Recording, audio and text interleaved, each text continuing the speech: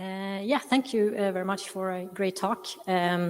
You are a name in the 2D game industry since a while, but what are the differences you think to releasing a 2D game versus a 3D game today to the larger market?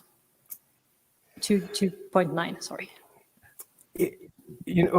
I think we've touched on some of them and the reasons why. A lot of it goes to the journey, the story, the cinematographic element.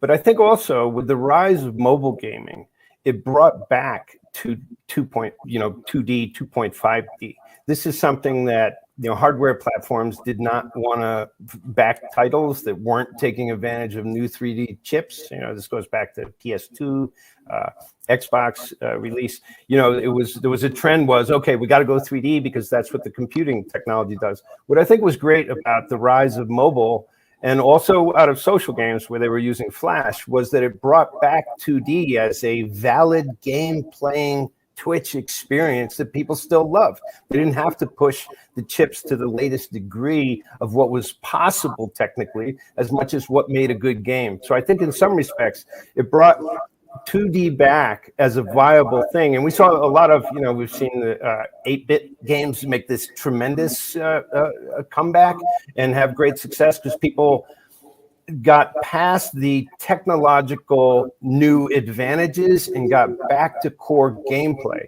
And so for us, we wanted to retain that core gameplay, but take advantage of the latest technology and push the world of the journey. Would that mean then, Lorne, you don't now in terms of, I guess, audience appetite and publishers and so on, there's not too much difference between delivering a 2D and 3D? Obviously, technically there is, but it sounds like perhaps the reputation of 2D has grown to the point that it's not so distinct.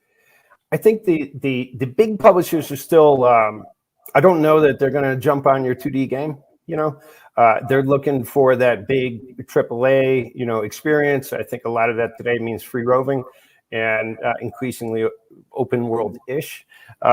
But for the indie community, it was a huge breath of fresh air because that it didn't classify them. They could make games. Let's just say 2D is typically a lot less expensive than getting into the higher end 3D too. So it enabled a community of independents to function from lower budgets, find publishers like Devolver that were interested in really bringing, and publishing with new models that would because the costs were lower, they could actually offer ownership of the IP to the developer, which previously was largely unheard of.